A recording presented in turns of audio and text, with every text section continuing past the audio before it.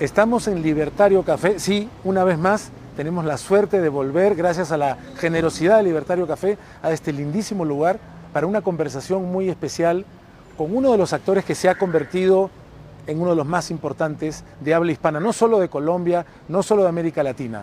Protagonista de Delirio en Netflix, protagonista también de La Vorágine en Max. Hoy vamos a hablar con quien encarnó a Rigoberto Urán en la exitosísima serie Rigo. Sí, Juan Pablo Urrego con nosotros en Aire Libre.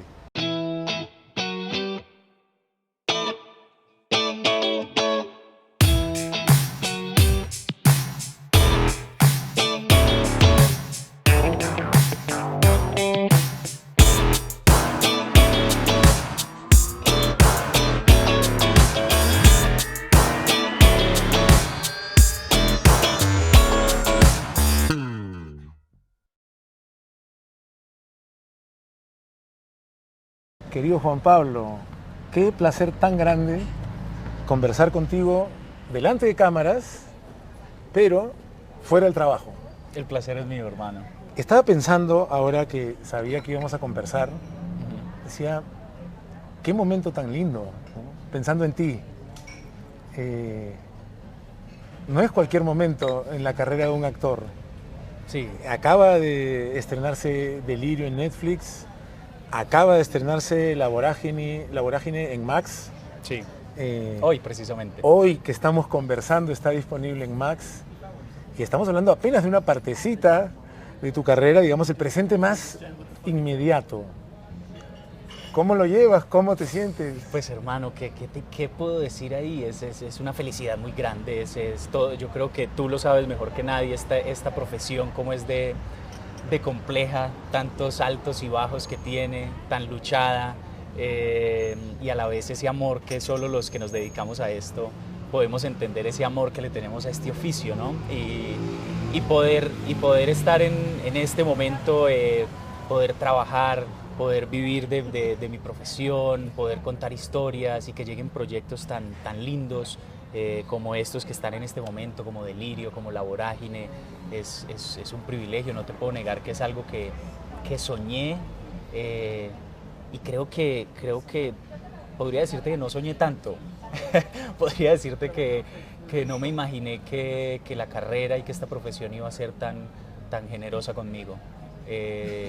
Sí, siempre tuve como el sueño de pronto hacer teatro y de pronto hacer un par de cosas en televisión,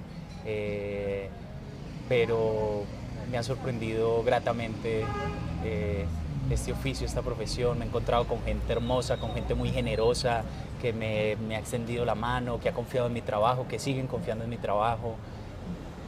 Agradecerles también estos espacios como para, si lo ven a uno, como gracias, gracias, gracias. Ahora, hay una particularidad en tu carrera, una linda carrera, vamos a hablar más de eso seguramente, pero sabemos que el azar tiene una cuota, pero cualquiera que tiene más de 3 semanas en esta profesión sabe también que sin trabajo duro no se consiguen. Pero sí, hablaba de, has venido acumulando por un lado el desafío de hacer personajes basados en personas reales, y luego también vienen presentándose, y eso también me parece muy especial, la oportunidad de que tengas roles de gran importancia en adaptaciones de novelas que de verdad son cruciales para la América Latina, no solamente para Colombia, ¿no? Sí. Por un lado, personajes como los que puedes haber hecho en El Cartel de los Sapos, El Origen, no mencionemos a Rigo, o al propio Héctor Abad, como Héctor Abad joven, en esa bellísima película basada en El Olvido que Seremos, ¿no? Por un lado, y por otro lado, ahora mismo estamos hablando de Delirio, estamos hablando de La Vorágine. Sí. Se me está pasando algún libro más, además. Pues hay un libro que parece que, o sea, no tuvo como esa trascendencia, pero sí, yo hice una película que se llamó Amigo de Nadie, dirigida por Luis Alberto Restrepo, y de hecho eso fue una historia real que sucedió en Medellín en los años 80, y escribieron un libro Simón Ospina y Juan José Gaviria escribieron un libro que se llamó y se llamaba Para matar a un amigo. Y después de la película sacaron una edición un poco parecido a lo que sucedió con Delirio, pero el nombre cambió y la nueva edición se llama Amigo de Nadie, como la película. Y quiero decir, a veces nos toca como actores un papel en un guión, Sí. en un libreto, en una obra. Cuando hablamos de una novela conocida que ha marcado época, puede ser Delirio. La Vorágine acaba de estar celebrando su centenario. Sí. De alguna manera nos enfrentamos a la imaginación de miles de lectores, incluido uno mismo como lector. Total. Y por otro lado, cuando haces de un personaje real, mencionemos Rigo, que además tuvo tanto impacto, tanto obviamente el personaje real, además muy reciente, vivo, casi un contemporáneo. Sí. ¿Cómo te has relacionado con ese par de desafíos tan grandes? Bueno, por un lado, cuando es una obra literaria, lo primero que hago es como acercarme al libro, leerlo, releerlo. Te voy a contar un caso. En el caso del Olvido que seremos, yo me leí El Olvido que seremos en el año que salió su primera edición, que creo que fue en el 2006. Mi hermano me regaló ese libro y me dijo, léelo, te va a encantar. Ahí hay una relación muy parecida a la que tenemos con nuestro papá. Lo leí, me conmovió muchísimo y siempre tuve ese libro ahí como uno de los mejores libros que más me había llamado, que más me había como tocado en su momento. Y bueno, años después la fortuna de llegar a la película. Entonces, como volverme a acercar al libro, leer este personaje de Héctor Abad joven, también acercarme a él, tener la fortuna de conversar con él, hacer mis anotaciones y ya después concentrarme, yo creo que en el guión, en lo que se va a contar. Y también hay algo que funciona muy bien en la literatura, pero puede que no funcione en la ficción. Entonces, ahí es un poco lo que estábamos hablando ahora antes de la entrevista, es como cómo y respetar, en el buen sentido, como esa obra o ese personaje para poderlo acomodar al audiovisual y que funcione, porque hay cosas que puedas tú leer y que puedas imaginar de una manera bellísima y que cuando lo pasas al audiovisual de pronto no funciona tan bien y se queda corto. Entonces, bueno, ¿cómo hacer como esa mezcla? Y también entendiendo lo que tú dices, es muy difícil, yo creo que cumplirle a la imaginación de todo el mundo. Entonces es muy difícil que todo el mundo, las personas que se leyeron El Olvido que seremos, Delirio, La Vorágine, vean la serie o la película y digan, no, así tal cual me lo imaginé yo. Y yo creo que es muy difícil. Es tan difícil que uno hasta puede relajarse. Sí, claro, Finalmente, exactamente, ¿no? Sí. Entonces yo creo que también es decir como, bueno, es mi versión de... Ojalá se hagan más versiones de estas obras, pero bueno, esta es la mía. Lo mismo me pasó con Rigo, al ser un personaje tan mediático. Yo creo que Rigo es una de las personalidades más conocidas de Colombia, más queridos de Colombia. Todo el mundo sabe quién es Rigo, todo el mundo sabe cuál es la personalidad de Rigo. Ese yo creo que tuvo esa complejidad, y es que yo dije, las personas que se vean esta historia van a estar como en posición de... A ver, hágame reír. Yo siempre decía algo y era como, es como cuando hay 20 personas en una mesa y alguien se para y dice, voy a contar un chiste. Hay una cosa de, a ver, haznos reír. Y como Rigo es una persona tan cómica y tan divertida, yo tenía como esa presión, como, y donde me quede corto o donde me pase y ya sea, ay no, qué payaso.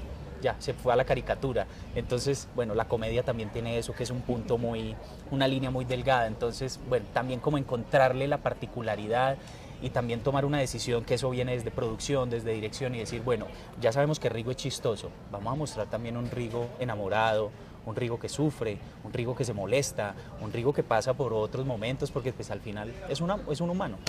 Y claro, y todos lo conocemos, sobre todo en tanto ciclista, y menos en ese lado B, en ese lado C. Entonces ahí está esa oportunidad, ¿no? Sí, sí, sí.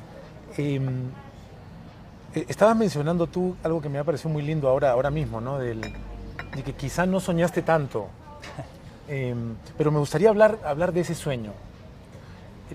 ¿Fue tu primer sueño? Tengo entendido que no. No. ¿Cuál vendría a ser ese primer sueño? El cliché del niño. futbolista. Siempre quise ser futbolista desde muy pequeño.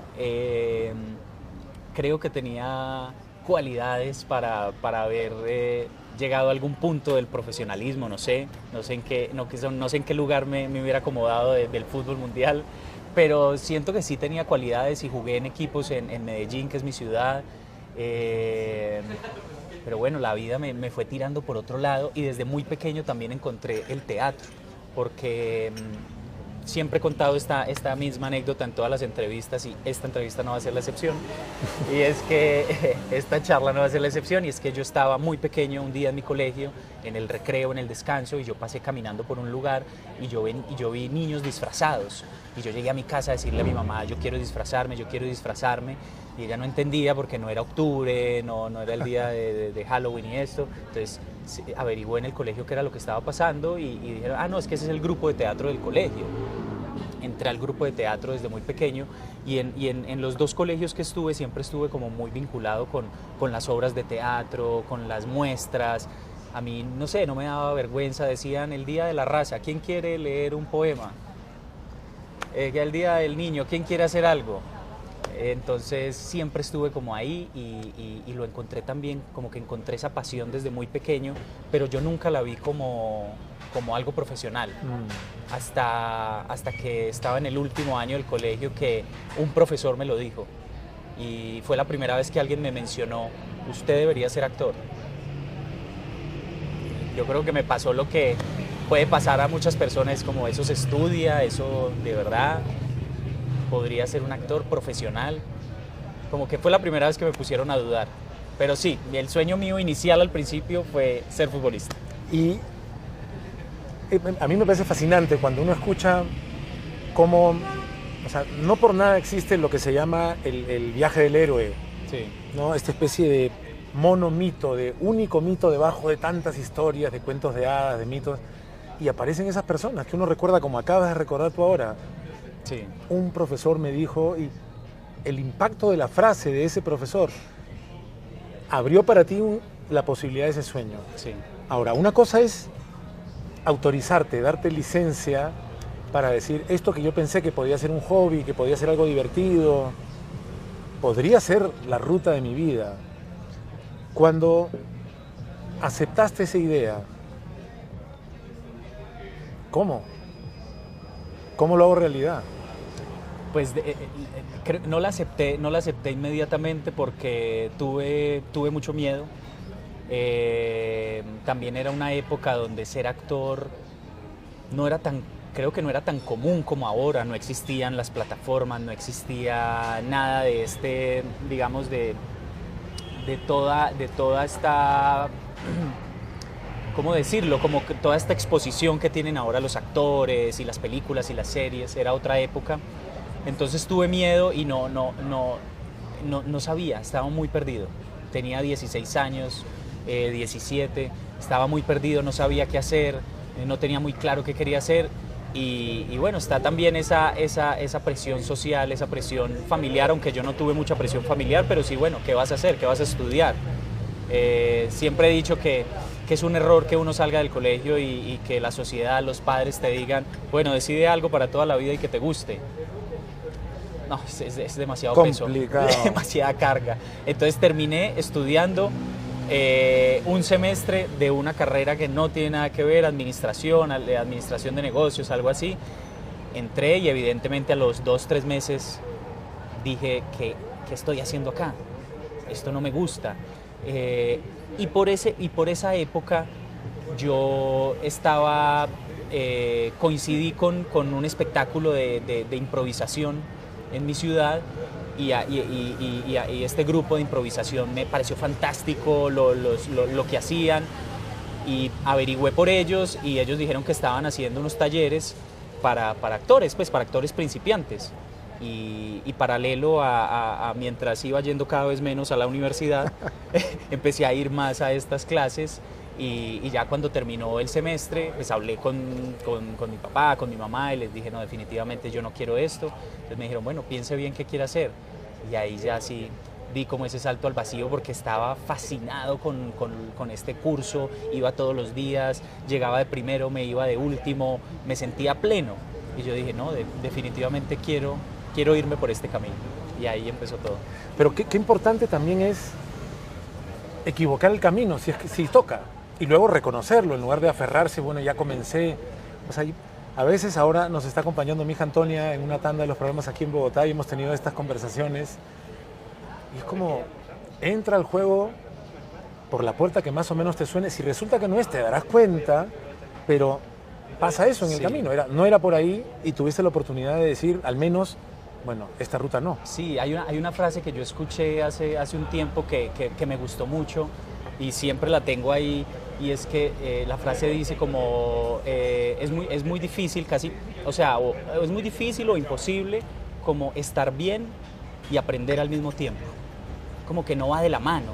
Si estás aprendiendo, es probable que te equivoques y está bien que te equivoques. De hecho, equivócate mientras estás en un proceso de aprendizaje, porque es que a veces hay mucha presión de no, tienes que aprender esto y además estar bien. Y con tus personajes, digamos, se aplica esto de buscar el personaje también por la ruta equivocada, por un lugar que no sabes y luego decir, bueno, de pronto no. Total, yo creo que me gustó tanto esa frase porque es muy aplicable para nuestra profesión. No se puede estar bien y aprender al mismo tiempo. Entonces yo me permito equivocarme mucho, siempre lo he dicho, he tenido personajes que yo los he visto y digo, bien. Y he tenido otros personajes donde digo, ahí no estuve bien. Un profesor mío de actuación alguna vez me quitó también un peso de encima muy grande, porque está todo este tema de, no, es que es un buen actor, no, es que es un mal actor.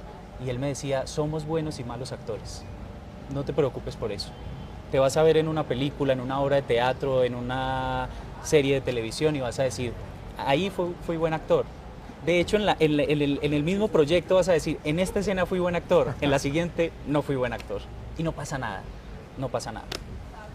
Es fantástico cuando uno ve a un actor fantástico, un gran actor, un buen actor, que puede ser mal actor en una escena, en otro momento, pero en un momento tan lindo de la carrera, cumpliendo el sueño, como dices. Pero a veces cuando nos enseñan en el colegio que Newton pensó en la teoría de la gravedad porque le cayó un manzanazo en la cabeza mientras descansaba en un árbol, ¿no? O que Arquímedes tuvo la suerte de meterse en una bañera y ver que salir un poco de agua y salir gritando eureka desnudo. Pensamos que esto llegó fácil. Y Newton venía mucho tiempo frustrado sin resolver aquello que estaba buscando, hasta que la caída de una manzana fue la gotita que derramó el vaso. Entonces, creo que también es interesante conversar sobre aquellos momentos que quizás te hicieron dudar del sueño. Sobre si alguna vez pensaste, acá voy en la autopista, pero ¿sabes qué? Tomo el camino de salida. Tendrá que ser, esto es algo que pensé que me podía ilusionar, pero quizás no soy tan bueno.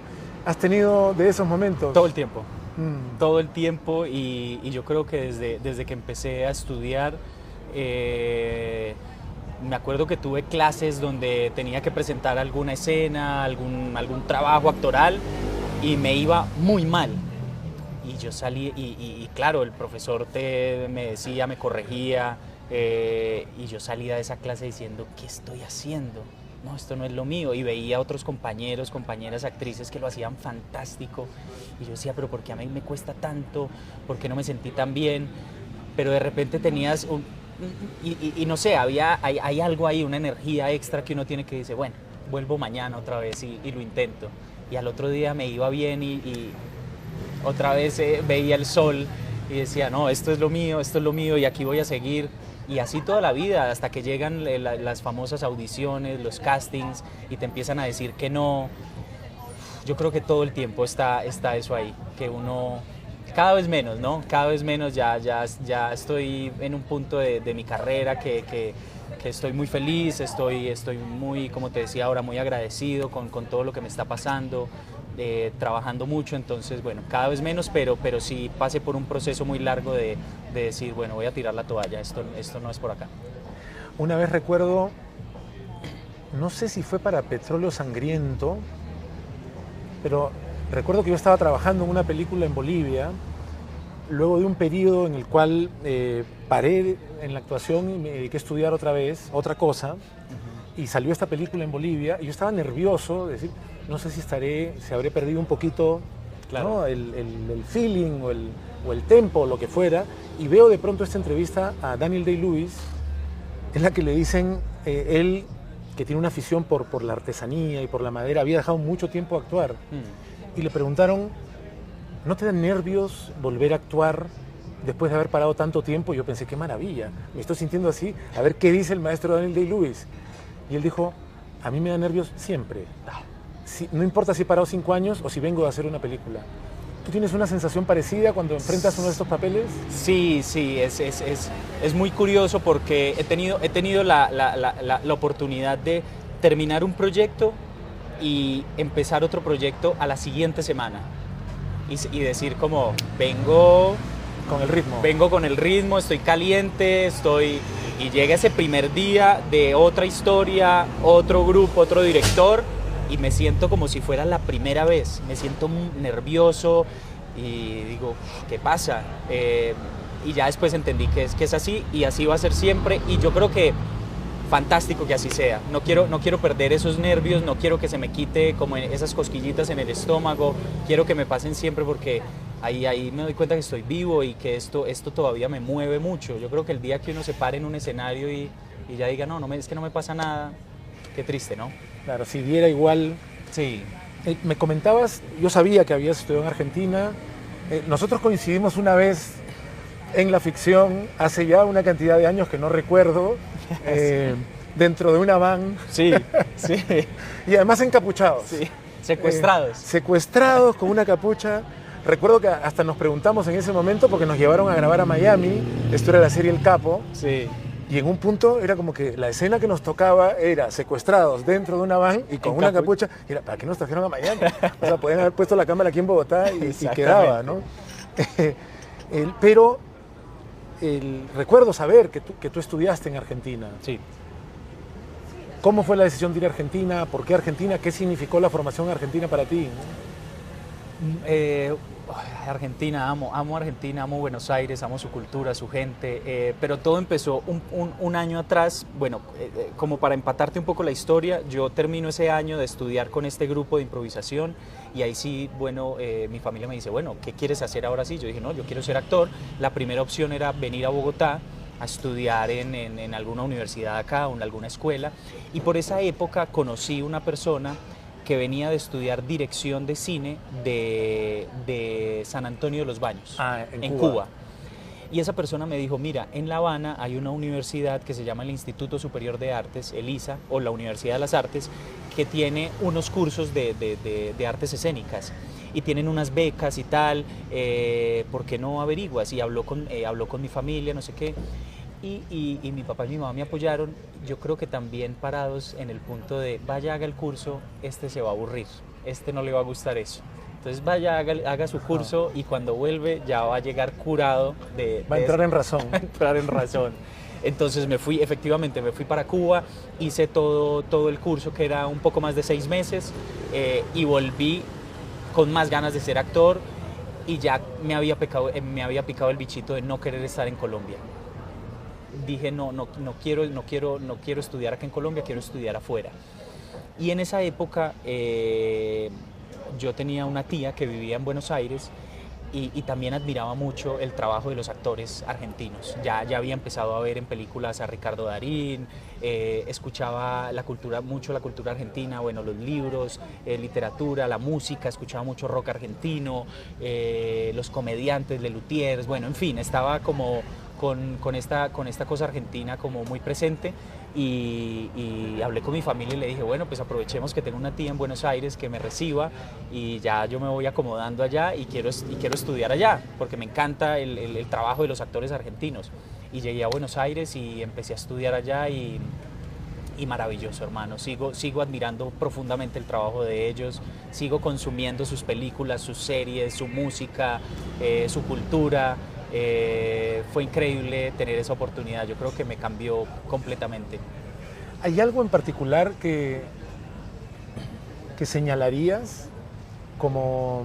A mí me pasa, por ejemplo, que veo películas argentinas o series argentinas y me da la impresión, una y otra vez, que la tradición actoral, la tradición de guión, la tradición de audiovisual, la tradición teatral, nutre un tipo de actor y de actriz, ¿no? Que como que una y otra vez van sabiendo abandonar lo que se ha convertido en una especie de convención.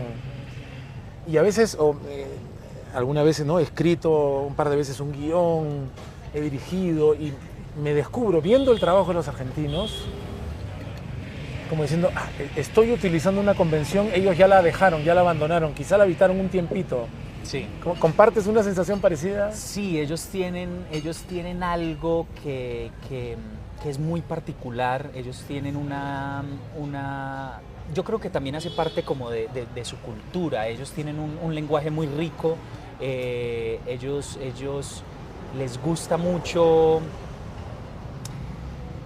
sí, les gusta mucho conversar, por algo el mate, y se sientan a compartir, van mucho al psicoanálisis, tienen algo con la palabra muy rico, entonces todo eso se traslada también a los guiones, a la literatura, a las letras de la música, y los actores tienen algo que es fantástico, que es una naturalidad, que es lo que tú dices, abandonan todo ese tipo de convenciones y uno siente que no están actuando, que están viviendo la situación y uno se come completamente el cuento. Entonces es algo que sí, que es fantástico, que tienen ellos y yo creo que es un sello personal. No quisiera que vayamos a terminar nuestra conversación sin hablar un poco, al menos de estos dos personajes que están recién disponibles para el público. Sí. Hablemos un poquito de Freddy, el Midas, en Delirio. No puedo ser objetivo, tengo el privilegio de ser parte de la serie y estoy muy feliz de que hayamos compartido algunas escenas. Yo también. Y me ha gustado mucho tu trabajo. ¿Qué sensación te da el Midas? ¿Cómo te aproximaste a él, ¿no? Me encanta del Midas esta sensación como de forastero, un tipo de afuera del círculo de la clase media alta bogotana. Hay una escena que la hemos comentado también, que es conmovedora, cuando temprano en la serie de pronto quiere coser el cocodrilo de una marca muy conocida para poder sentir que hace parte de este mundo de tantas exclusividades, ¿no? Y luego conoce muy bien ese mundo y luego lo mira de otra manera, pero no quiero adelantarme a tu respuesta. ¿Qué tal el viaje con el Midas? Un personaje muy rico de interpretar. Yo creo que es un personaje que los colombianos lo vivimos, y vivimos esa época y conocimos muchos Midas. Yo creo que esa época tan triste permeó todas las clases sociales, y estos chicos de extracción humilde se permearon como por ese mundo del narcotráfico, del dinero, y quisieron salir adelante y surgir como fueren. Entonces ese Midas es un personaje que existió, digamos, muchos Midas. Y fue un personaje muy rico, como nosotros decimos, mucha carne, de muchas capas, que empieza como, lo vemos en la serie, que es un tipo muy inteligente, con una sagacidad, utilizada de mal manera y enfocada en el camino que no es, y que después logra entrar en esta élite y en este mundo donde él quería estar, y que se da cuenta que ese mundo de pronto es una porquería y que de pronto ya no quiere pertenecer ahí. Pero como actor te puedo decir que me divertí mucho interpretándolo, un personaje que tiene muchas capas, como lo acabo de decir, un personaje muy humano, porque entonces uno podría decir, bueno, el Midas es un personaje malo y quiere hacer solo plata y quiere hacer maldades, ¿no? Si tú lo ves, es un personaje que eso no es trabajo mío, eso viene desde de la obra de Laura Restrepo, pasa a los guiones de Verónica Triana y Andrés Burgos, maravillosos guiones, y me entregan este personaje a mí tan rico de interpretar, que tiene momentos de mucho dolor, momentos con un sentimiento muy grande por Agustina, un amor profundo bueno, y momentos muy difíciles también, momentos de mucha violencia. Entonces fue muy delicioso poder interpretarlo. No, y aparte, bueno, una relación con la madre, una relación con este otro personaje muy lindo, trágico, de Jenny. Sí. Y es un personaje con corazón, no le resulta fácil. Es decir, uno lo puede ver en contraste con el personaje de Joaco o con la araña, sí. Pero luego si lo comparas con Misterio, pues tampoco está ahí. No. Y como dices, con muchos matices y con esta cosa sin la cual pues ningún personaje sería interesante, que es la complejidad de la humanidad, ¿no? Esta sensación, ¿qué va a hacer el Mías ahora? Sí. ¿No?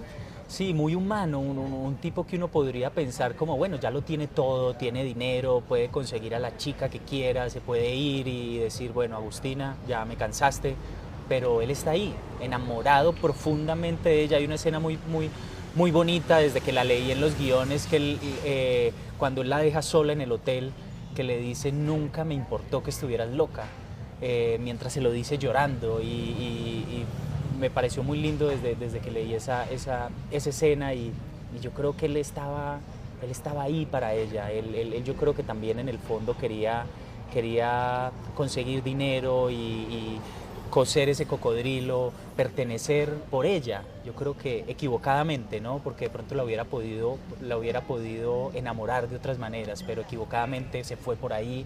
Y también hay otra escena donde le dice, cada vez te pareces más a Joaco, cada vez estás más bobo, algo así, te pareces más a Joaco. Al hermano de Agustina. Al hermano de Agustina, sí. Es muy interesante porque aparte, es verdad, desde temprano en la serie se ve que Agustina tiene un genuino interés por él, tal cual es él. Sí. Y eso es como una cosa muy bonita, trágica en un sentido. Él, por una cuestión aspiracional, por creerse el cuento de que es menos, dice, me quiero convertir en alguien que pudiera ganarse el interés y el amor de Agustina. Y ya lo tenía. Y ya lo era. Ya lo tenía. ¿No? Sí, ya lo tenía. Entonces, sí, que me gustó mucho. Es un regalo muy grande. Tú lo sabes mejor que nadie cuando te llegan este tipo de personajes con tantos matices, con ese guión tan delicioso y tan rico de decir. Cuando tú llegas y te encuentras con una película, una serie, y tú no tienes que cambiar una coma, tú no tienes que pensar sino en interpretar lo que está ahí, eso es un regalazo. Te escuchaba y en muchas cosas me he sentido identificado. Yo tampoco crecí pensando que quería ser actor, pero nunca me perdí una actuación en el colegio o en el jardín previo a la primaria, ni en la secundaria, ni en la universidad. Y en algún momento un gran amigo de la vida, un hermano, fue el que me autorizó, que me dijo, ¿por qué no eres actor? Tanto dices que quieres ser actor, ¿por qué no lo elegiera como tan sencillo como eso? Pero a veces me da la impresión de que la profesión de actor, comparada con esta otra que te voy a mencionar, suena casi, estoy exagerando un poco, pero casi tan convencional como cualquier trabajo de oficina, con el mayor respeto por cualquier tipo de trabajo. Pero de niño y de adolescente, e incluso de adulto, cuando he ido al circo y he visto lo que hacen los artistas del circo, con su cuerpo, con el riesgo, con la belleza, con el colorido, con la inmensa probabilidad de fracasar en vivo, digo, wow. Y tú también te acercaste al circo, tú también estudiaste circo. Cuéntanos un poquito de eso. Sí, eso fue en Cuba. Bueno, yo seguramente, no tengo como un recuerdo exacto, pero seguramente en mi niñez asistí a algún espectáculo de un circo y quedé fascinado como cualquier niño. Y siempre tuve como esa curiosidad por la acrobacia, por la parada de manos, por las mortales y esto que hacían los artistas de circo.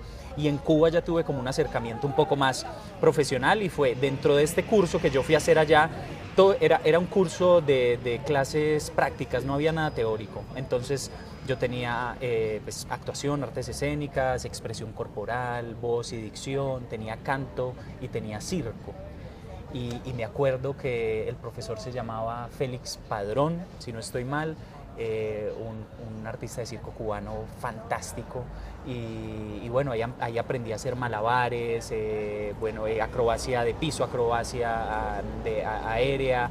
Y ya cuando fui a Argentina, ya me metí a estudiar también en una escuela, ya en un circo que se llama Circo Arena, y también a tomar como algunas clases de circo.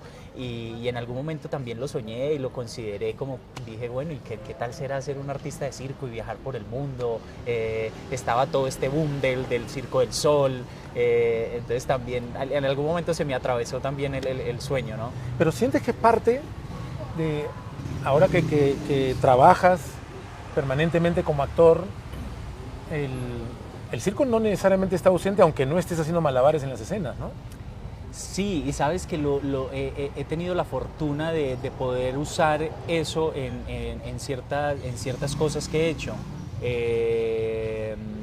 Me acuerdo que en Argentina tuve la oportunidad de trabajar en televisión y alguien me preguntó como, oye, es que necesitamos que tu personaje tenga como una habilidad, algo, y yo, perfecto. Eso. Entonces como que eso lo pude incorporar en una obra de teatro, pude incorporar como unas especies de malabares, de acrobacia de piso, entonces como que ha estado ahí. Hemos estado conversando de esto, creo que se está generando un consenso tan pronto, luego de la salida de Delirio, de que una de las cosas que hace especial a esta serie es la audacia que se ha tenido en el montaje, al momento de editar. Sabemos, somos parte del equipo, sabemos lo que han hecho Vero Triana, Andrés Burgos como escritores, showrunners, un gran trabajo. Sabemos lo que ha hecho Julio Jorquera, Rafa Martínez como directores, todo el equipo que está detrás. Pero está surgiendo esta mención especial al trabajo de Javier Esteves. Maravilloso. ¿Qué piensas que es lo especial que está sucediendo con el montaje? Mira, con esta serie ocurrió algo que tú lo sabes, y es que cuando hicieron como el montaje final y pusieron todo lo que habíamos hecho, capítulo 1, capítulo 2, capítulo 3 hasta el 8, y pusieron como la rodaron, pronto se dieron cuenta que podían potenciarla más. Y la empezaron a cambiar desde el montaje, entonces reescribieron la historia en la edición y ahí estuvieron todas las personas que acabas de mencionar y hicieron algo fantástico. Yo creo que la edición es un protagonista más de la serie porque tiene algo muy particular que enriquece muchísimo la serie, que le da un ritmo especial, que a mí como espectador cuando estaba viendo la serie todo el tiempo quería como armar el rompecabezas de la historia y eso me lo estaba dando la edición porque todo el tiempo me iba narrando y me iba saltando los tiempos y yo quería saber qué más iba a pasar. Entonces hicieron, la verdad, sí, un trabajo fantástico, hermano. A mí me da la impresión de que hay al menos dos cosas que me gustaría mencionar al respecto. Lo conversamos también con Estefanía Piñeres, Agustina, con quien conversamos aquí en Aire Libre.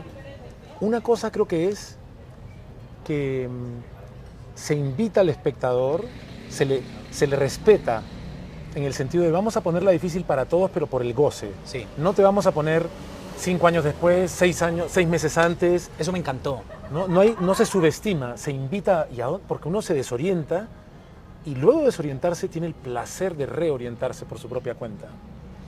Y la otra cosa que mencionaría es que creo que si bien un montajista debe fantasear con la posibilidad de tener la libertad que este grupo de creadores le dio en confianza a Javier Esteves, a veces podría resultar arbitrario, pero en esta historia en particular, la mentalidad fragmentada de Agustina como una protagonista con delirios, creo que era la invitación a honrar desde la audacia la propia esencia de la obra. Claro, total, ¿no? porque en la edición también te cuenta un poco como si fuera la cabeza de ella, ¿no? O como si fuera como este personaje, como es que así recordaría de pronto ella estos momentos, o así los vivió dentro de su cabeza. Así los confundiría. Sí, así los confundiría, fragmentados, distorsionados, en desorden.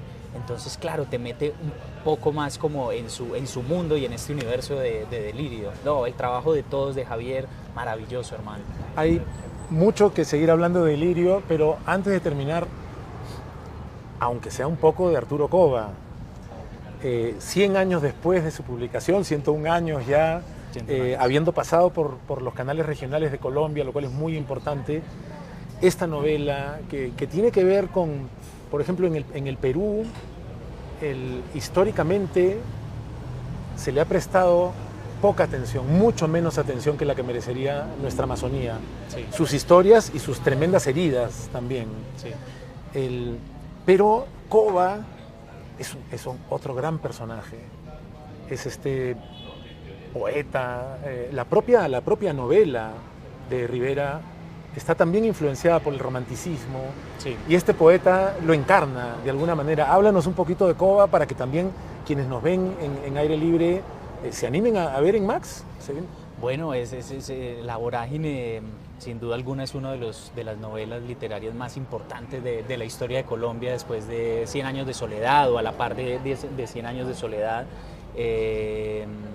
Y es un privilegio poder interpretar a Arturo Cova, haber tenido esta oportunidad. Como tú lo dices, un poeta, pero un personaje que también puede pasar de un profundo amor y romanticismo a una escena muy violenta, muy machista, muy celoso, inseguro, como diríamos en estos tiempos, tóxico.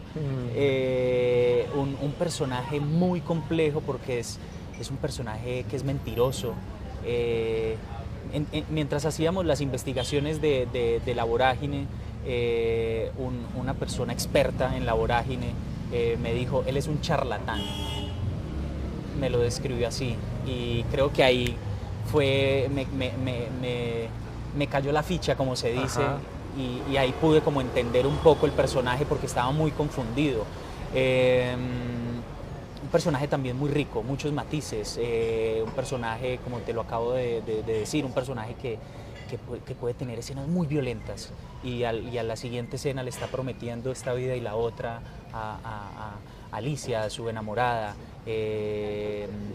Y fue maravilloso poder estar en esta nueva versión de La Vorágine, porque se han hecho otras versiones, y poder viajar al Casanare, los llanos, poder estar en la selva, ir a San José del Guaviare, estar en los ríos, en canoas. Bueno, trabajar tú lo has vivido, trabajar en estas series de época, los vestuarios, encontrar una manera de cómo íbamos a hacer la serie, porque claro, cuando tú lees La Vorágine de José Eustacio Rivera, él era un poeta también, está escrito de esa manera. Entonces, ¿cómo íbamos a traer, como nosotros le decimos, cómo vamos a aterrizar este lenguaje y cómo lo vamos a traer aquí a una serie en el 2025 para que la gente también se pueda enganchar y pueda sentarse en HBO Max y verla? Entonces también fue un trabajo de encontrar un punto medio. No lo vamos a decir tan así estos textos, pero tampoco los vamos a lanzar como se habla ahora. Vamos a encontrar un punto medio, porque si era un tema para mí, yo le decía al director, ¿cómo digo esto? ¿Cómo lo actúo? No sé cómo se dice. Entonces, bueno, vamos a ir paso a paso, ensayando mucho, prueba y error, lo que hablábamos ahora. Equivocarse es fantástico, y fue muy lindo después ver el resultado, ver los paisajes, la fotografía, los animales, los lugares que visitamos, y bueno, y estar en esta nueva versión de La Vorágine es un regalo muy grande. Querido Juan Pablo, yo estoy muy contento como espectador de que los canales, las grandes plataformas estén tomando inspiración de grandes novelas de nuestra historia. Nuestra identidad como una gran nación latinoamericana se filtra por ahí, está ahí, se guarda, es como si fuera un tesoro que las conserva y luego las puede volver a expresar reactualizadas, revisitadas a través de versiones en audiovisual. Sí. Pero además, en particular, dentro de esa gratitud que siento como espectador, que creo que invita a nuevas lecturas y a nuevas generaciones a leer esos libros también, me parece muy importante que sus grandes personajes sean interpretados por seres humanos sensibles, talentosos, generosos, como es tu caso. Celebro lo que viene ocurriendo con tu carrera ascendente, fruto de mucho trabajo, de mucho juego, de mucha imaginación, de mucho error y de mucho resistir y seguir a pesar de tanto rechazo que hay también, tantas veces no, en esta carrera. Te agradezco muchísimo que nos hayas dado este tiempo. Siempre seguiremos pendientes de qué nuevo papel viene a traernos Juan Pablo Urrego y espero que nos sigamos encontrando delante de las cámaras en cualquier ficción y también en aire libre. Salvador, gracias y siempre será un placer encontrarme contigo. Ojalá que hasta muy pronto. Por favor. Gracias, Juan Pablo. Muy bien. Muchas gracias. Muchas gracias. Placer es mío, hermano, Placer conversar enorme. contigo.